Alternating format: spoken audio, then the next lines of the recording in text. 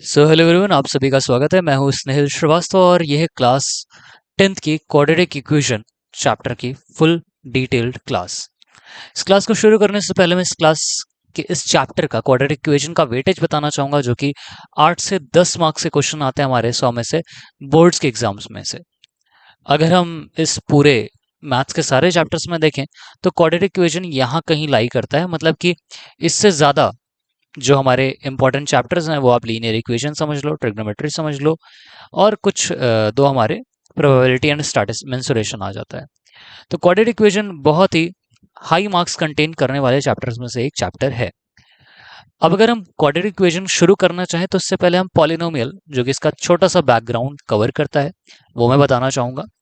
Polynomial जानना भी जरूरी है। देखो, पॉलिनोमियल क्या होता है? कोई भी हमारी एक्सप्रेशन है जिसमें वेरिएबल्स आ रहे हैं, ठीक है। जैसे हमने लिया a x square plus b x plus c plus a c x cube, या डी एक्स क्यूब, है ना, डी एक्स पावर 4।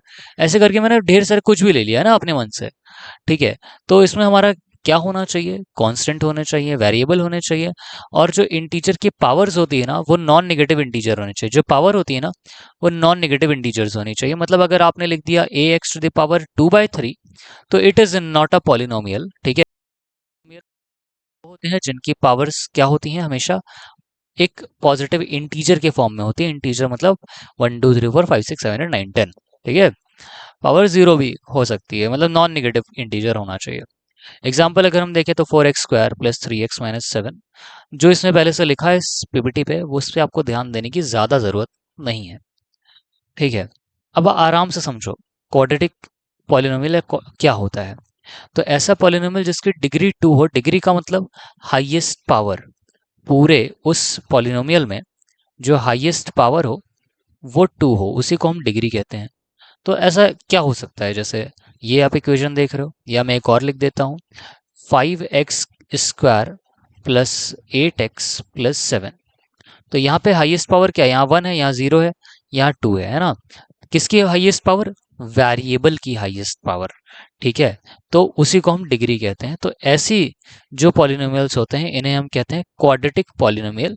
नाम ही बताता है, क्वाड मतलब 2, ठीक है, जिसकी हाईएस्ट डिग्री 2 हो। अब अगर हम इक्वेशन की बात करें तो सामने 0 आ जाता है। ये हमारा क्या है? ये पॉलिनोमियल है जिसमें इक्वल टू 0 नहीं किया, लेकिन इक्वेशन इक्वेट करना है 0 के। इक्वेशन मतलब इक्वेट करना है 0 के। जैसे यहाँ पे लिखा है x² minus 5x plus 6 is equals to 0।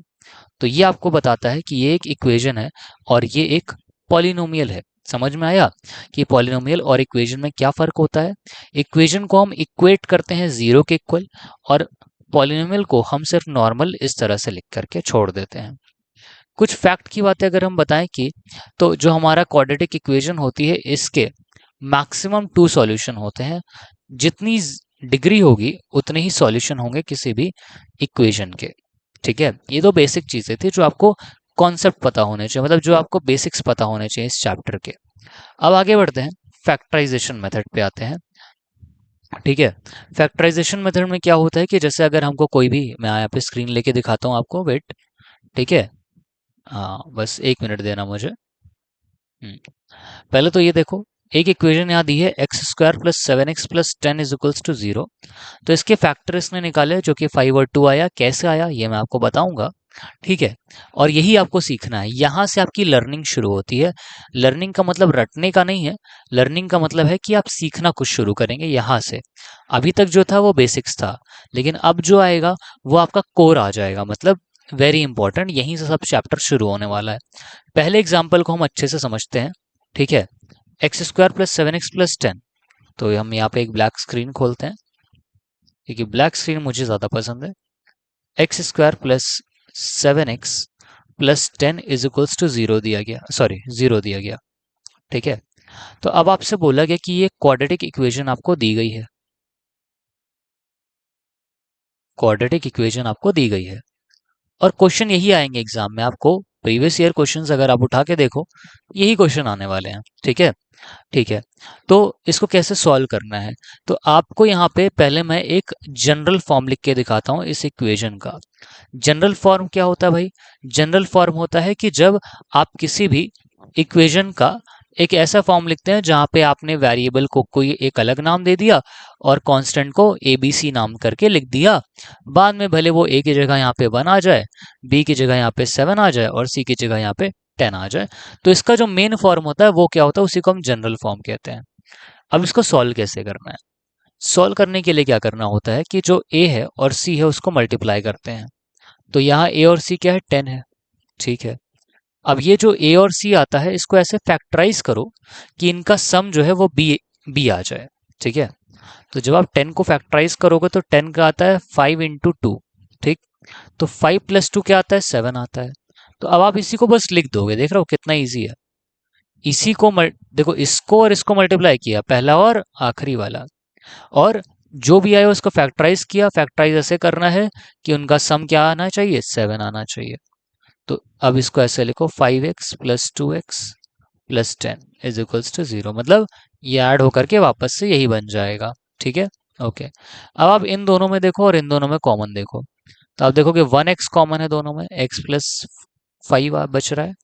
इन दोनों में +2 कॉमन है, x + 5 बच रहा है, = 0। ठीक है। कोई बात नहीं, अगर आपको एक एग्जाम्पल नहीं समझ में आएगा तो दूसरे से आएगा। ठीक है। चलो, तो x + 5 कॉमन हो गया, x + 5 आपने बाहर निकाल लिया और x + 2 यहाँ पे बच गया, = 0 कर दिया। आया समझ में? आ गया होगा। तो x की वैल्यू, एक बार इसको हम 0 के इक्वल करेंगे, x + 5 = 0, तो x की वैल्यू -5 आ गई। और एक बार इसको जब करेंगे तो x की वैल्यू -2 आ जाएगी। तो आपके पास दो आंसर्स हो जाएंगे, +-5 और -2। तो ये दो इस इक्वेशन के दो आंसर हो गए। ठीक है। अच्छा, आपको एक बार फिर से समझा दे रहा हूँ, स्टार्टिंग और एंडिंग वाले जो x² का ये है, ठीक है, कोएफिशिएंट, और ये c कांस्टेंट, a और c को मल्टीप्लाई किया, इसको फैक्टराइज किया। फैक्टराइज ऐसे किया कि जो भी फैक्टराइज दो पार्ट्स आएंगे उनका सम ये बीच वाला टर्म आना चाहिए। वो हम ले आए, फिर कॉमन्स निकाल लिया और कॉमन निकाल करके यहाँ तक पहुंच गए। जिन्हें नहीं समझ में आया कोई बात नहीं, दूसरा एग्जाम्पल लेते हैं। देखो यहाँ पर भी आंसर वही दिया है। ठीक है। Okay. Next question, 2x² + 5x + 3 पे आते हैं। तो 2x² + 5x + 3 = 0। अब एक काम करो, तुम मेरे ऊपर इस टाइम भरोसा रखो या ना रखो, तुम वीडियो पॉज करो और खुद पे भरोसा रख के इसको सॉल्व करने की कोशिश करो। ठीक है। और अगेन मैंने क्या बताया, इसको और इसको मल्टीप्लाई करोगे, 6 आया। 6 का फैक्टर क्या होता है, 3 और 2 होता है, 3 × 2 = 6। ठीक है। और 3 और 2 ऐड करके 5 भी आता है। तो बस हम लिखेंगे 2x² + 3x + 2x + 3 = 0। सिंपल। ठीक है। अब इसमें देखो क्या कॉमन आ रहा है, x कॉमन आ रहा है। आपने x कॉमन लिया, 2x + 3 बच गया, प्लस यहाँ कॉमन क्या आ रहा है, 1 कॉमन आ रहा है, 2x + 3 बच गया, = 0। ठीक है। अब 2x + 3 कॉमन है, तो आपने 2x + 3 को बाहर कर लिया और x + 1 को ऐसे रख दिया। अब जब आप इसको इक्वल करोगे 0 के तो x की वैल्यू -1 आएगी। जब आप इसको इक्वल करोगे 0 के तो x की वैल्यू -3/2 आएगी। ठीक है। दो आंसर यहाँ भी आ गए। तो आपने देखा कैसे हुआ, कैसे ये वाला कैसे आया, देखो 2x + 3 = 0 किया था, 3 इधर गया, -3 हो गया, है ना, इधर बचा 2x। तो 2 इधर मल्टीप्लाई में था, इधर जाके डिवाइड हो जाएगा, 3/2 बचेगा। तो बेटा समझ में आ रहा है? आ रहा है सर, आ रहा है ना? ठीक है। अब एक काम करो, थर्ड वाला क्वेश्चन जो है ना, ये तुम अपने से ट्राई कर लो एक बार। वैसे तो है बहुत, मतलब, अच्छा चलो एक करा ही देता हूँ, या माइनस लगा है, तुम घबरा जाओगे अभी।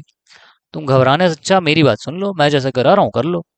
x² - 13x + 40, x² - 13x + 40 = 0। अब यहाँ तुमने कहा कि सर आपने बोला है, पहले तो देखो इसको, यहाँ 1 है, 1 और 40 का क्या होगा, 40 होगा। अब 40 का जब फैक्टराइज करोगे क्या आएगा, 10 × 4 आ जाएगा, 10 × 4 आ जाएगा। लेकिन 10 और 4 जोड़ के सर 13 तो आता नहीं है, अब हम क्या करें, अब तो फंस गए। कोई बात नहीं बेटा, देखो अभी एक काम करो, 40 का एलसीएम निकाल लो तुम। तो 2 20 2 10 2 5 और 5 1। ठीक है। तो देखो 2 2 4 4 2 8, 8 आ गया, और 8 और 5 13 आ गया, है ना। तो 8 और 5 करेंगे, 8 5 40 भी हो जाता है ना, 40 हो जाता है। और 8 और 5 13 भी हो जाता है। ठीक है, लेकिन सर यहाँ माइनस लगा हुआ है, मैं क्या करूँ, माइनस कहाँ से लाऊं सर? तो एक काम करो ना, -8 और -5 करके क्या -13 आता है? हाँ सर आता है। लेकिन सर 40 आना चाहिए मल्टीप्लाई करके इन दोनों को। तो देखो मल्टीप्लाई करो, तो 8 5 40 और माइनस माइनस प्लस, क्या ये आ रहा है? हाँ सर ये भी आ रहा है। तो हम -8 और -5 लेंगे तो चलेगा सर? बिल्कुल चलेगा, क्योंकि ये दोनों कंडीशन फॉलो करता है। मल्टीप्लाई करने पे इन दोनों को ये आना चाहिए जो कि आ रहा है, और ऐड करने पे ये आना चाहिए जो कि आ रहा है। समझ में आया? चलो ठीक है। तो आप करोगे 1x² -8x -5x +40 is equals to 0। तो यहाँ से x कॉमन लिया, x-8, यहाँ से -5 कॉमन लिया, x-8 इज इक्वल्स टू 0। ध्यान देना यहाँ पे जो ब्रैकेट के अंदर बचे वो एक ही चीज बचेगी हमेशा, अगर नहीं बच रही तो आप शायद गलत कर रहे हो। ठीक है, तो एक x-8 बच गया और एक x-5 बच गया इज इक्वल्स टू 0। तो x की वैल्यू आ गई 8 और 5, दो वैल्यूज आ गई। ये हो गया हमारा सॉल्व। समझ में आया? आ गया। तो 8 और 5 दो आंसर्स आ गए। मुझे लगता है फैक्टराइजेशन मेथड अब आपको पूरी तरह से आ गया होगा। इसके कुछ एग्जांपल्स हैं, होमवर्क हैं, जो कि मैं आपको देता हूँ ये घर पे करने के लिए। ठीक है, प्रैक्टिस क्वेश्चंस। और इसमें दो तरीके और हैं, एक है क्वाड्रेटिक फार्मूला और एक है वर्ड प्रॉब्लम। क्वाड्रेटिक फार्मूला हमारा है x is equals to -b ±√b² -4ac upon 2a। ठीक है, ये फार्मूला है। और इस फार्मूला इस फार्मूले का एक और नाम है। ठीक है, फिलहाल वो फार्मूला बहुत सिंपल सा है। अगेन इसको आप क्या करो, कोई भी इक्वेशन दी है, जैसे मैंने कहा कि ये वाली इक्वेशन है x² + 2x - 3 = 0। ठीक है, तो आपको सिर्फ इस फॉर्मूले में पुट करना है। ठीक है, पहले वाले में क्या था, इस वाले में हम क्या कर रहे थे, हम पूरा सॉल्व कर रहे थे, है ना। इस वाले में हम फॉर्मूले में पुट करेंगे और आंसर सामने। कैसे करेंगे सर? चलो देखो, पहले क्वेश्चन क्या है, x² + 2x - 3 = 0, है ना। x² + 2x - 3 = 0। तो मैंने आपको जनरल इक्वेशन क्या बताई थी, ax² + bx + c बराबर 0। तो a क्या है यहाँ पे, a है 1, b क्या है यहाँ पे, b है 2, c क्या है यहाँ पे, c है -3, है ना। c -3 आएगा ना भाई, प्लस लाना है ना, तो प्लस के लिए यहाँ पे -3 को हमें c मानना पड़ेगा। यहाँ b जो है 2 के बराबर है, a जो है 1 के बराबर है। अब फॉर्मूला कहता है कि x बराबर -b प्लस माइनस, बेटा नींद उन नहीं आनी चाहिए तुमको, समझे कि नहीं? हाँ, नींद आएगी तो बेटा कुछ कर नहीं पाओगे एग्जाम में फिर। ठीक है, चलो देखो इधर, तो सीधा रखा -2 प्लस माइनस √b² मतलब 2 का स्क्वायर होता है 4, 4 -4 × 1 × -3। ठीक है, और 2a मतलब 2, 2 × 1 2 हो गया, -2 plus minus √4 minus minus plus, 4 3 जा 12 अपॉन 2, -2 प्लस माइनस 4 + 12 16, 16 का रूट क्या होता है, 4 होता है। तो देखो -2 प्लस माइनस 4 अपॉन 2। तो जब तुमने इसको सॉल्व किया तो अब एक बार क्या करना है, प्लस करना है। तो एक सिचुएशन यहाँ क्या बनती है, देखो एक मिनट, एक सिचुएशन बनती है जब प्लस करते तो -4 2 +4 अपॉन 2, और एक सिचुएशन बनती है जब हम क्या करते हैं, माइनस करते हैं, -2 -4 अपॉन 2। तो ये 4 में से 2 गया, 2/2 1 आ गया, और यहाँ -6/2 -3 आ गया। तो 1 और -3 दो आंसर आ रहे हैं हमारे, 1, -3 एक्स की वैल्यू। ठीक है, फिर से समझ लो, हमें एक इक्वेशन दी है, एक जनरल इक्वेशन लिखेंगे, कंपेयर करेंगे ए क्या है, बी क्या है, सी क्या है, इस फॉर्मूले में पुट करेंगे। इसको श्रीधराचार्य रूल भी कहा जाता है। ठीक है, और आंसर ला देंगे, सिंपल। समझ आ गया? चलो, एक क्वेश्चन ये वाला आप खुद से करोगे। ठीक है, और इसमें क्या हो जाएगा, अगर हमें दिया है 3x² -x - 2 बराबर 0, तो a क्या हो जाएगा, पहले तो जनरल इक्वेशन लिखो। ठीक है, तो a हो जाएगा 3, तो a हो गया 3, b क्या हो जाएगा -1, तो b हो गया -1, और c हो जाएगा -2, तो c हो गया -2।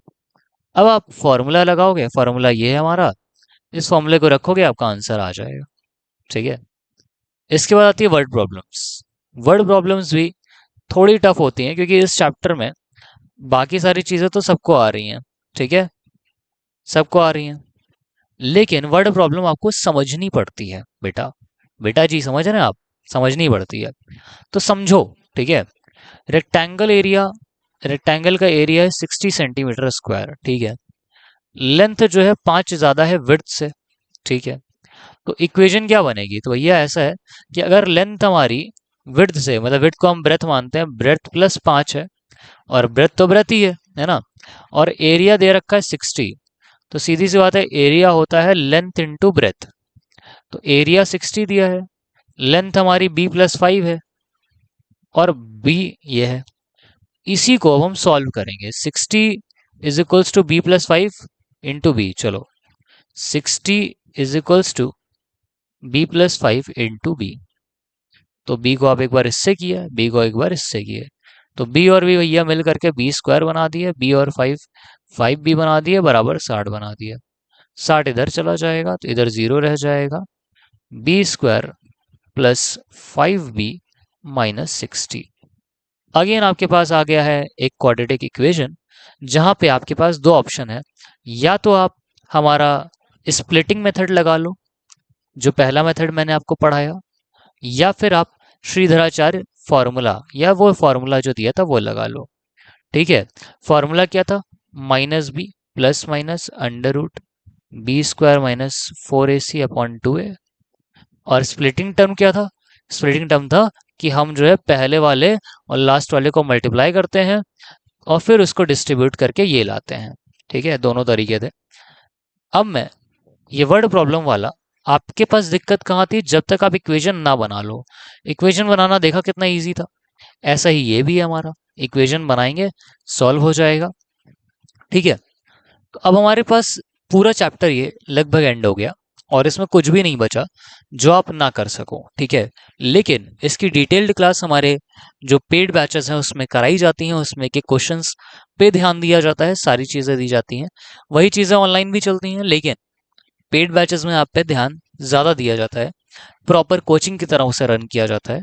सो यहाँ पे फिलहाल उन बच्चों के लिए जो कुछ नहीं कर सकते, नहीं चाहते कुछ भी करना, सिर्फ यहीं से पढ़ना चाहते हैं, वो यहाँ से कर सकते हैं। लेकिन पेड बैचेस की बात अलग है, वहाँ पे आप आके करोगे तो उस पे हम अलग से ध्यान देंगे आप पे। ये वाला जो क्वेश्चन है वो स्प्लिटिंग मेथड से करना है, जो मेथड मैंने पहले बताया आपको। ये दोनों मेथड आपको श्रीधराचार्य रूल या फिर फॉर्मूला से करना है। और इन तीन में आप पहले वर्ड प्रॉब्लम को इक्वेशन में कन्वर्ट करोगे, और फिर उसके बाद देखोगे कि कौन सा लगाना है, चाहे ये या ये, आपको जो मन करे वो वाला लगा सकते हैं। अब इसके बाद क्या है कि अब हम आपसे अलविदा कहना चाहेंगे। इस छोटी सी क्लास में, जो कि हमारी सिर्फ 18 मिनट की है, इस छोटी सी क्लास में हमने पूरा का पूरा चैप्टर फिनिश कर लिया। अब मुझे लगता है कि इससे ज़्यादा कम समय में इससे ज़्यादा productive class I don't think so कि हो सकती है। फिलहाल वो आप डिसाइड करो क्या हो सकता है क्या नहीं। और अभी मैं चलता हूँ, थैंक यू वेरी मच। अगर आपके पास कोई क्वेरीज हैं तो आप मुझे कमेंट करो, मैं आपकी हेल्प पूरी तरह से करूँगा।